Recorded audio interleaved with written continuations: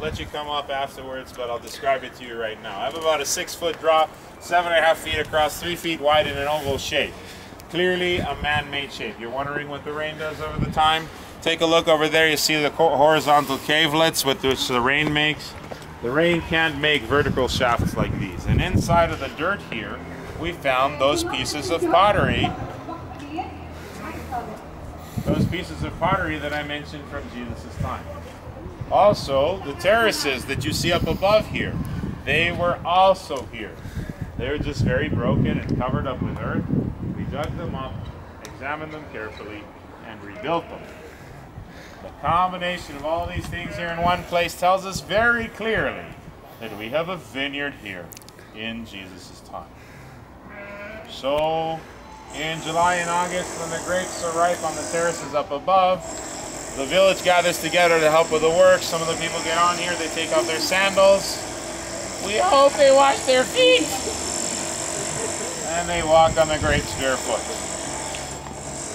Anybody have any idea, therefore, why they do this work barefoot? If you've been here before, please hold your horses.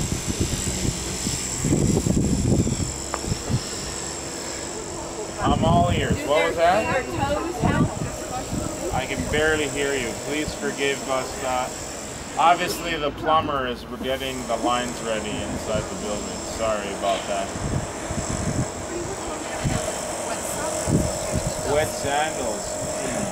Yeah, they would wet your sandals, that's true. Dirty grapes. Dirty grapes? The dirty... Thank you for being brave.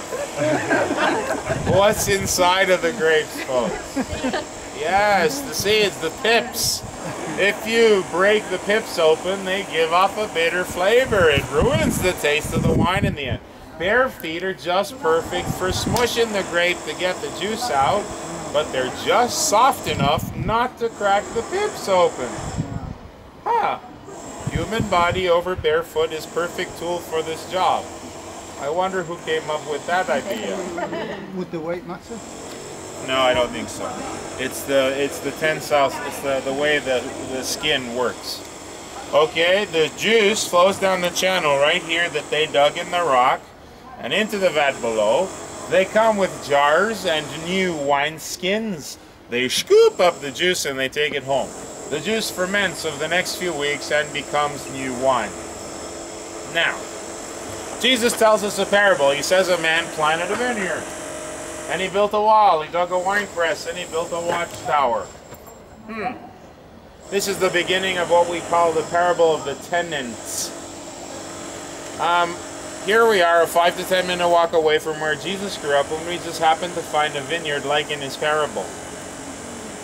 Maybe Jesus was thinking of this vineyard. The village is so close by, we think it's pretty likely Jesus came here. Now, you might be looking around you in these modern monstrosities and wondering, how is it that we don't have these monstrosities on our nice 6-hectare plot here in the middle of modern-day Nazareth? I'm so glad you asked. As I already mentioned, the Nazareth Trust is the owner of the land.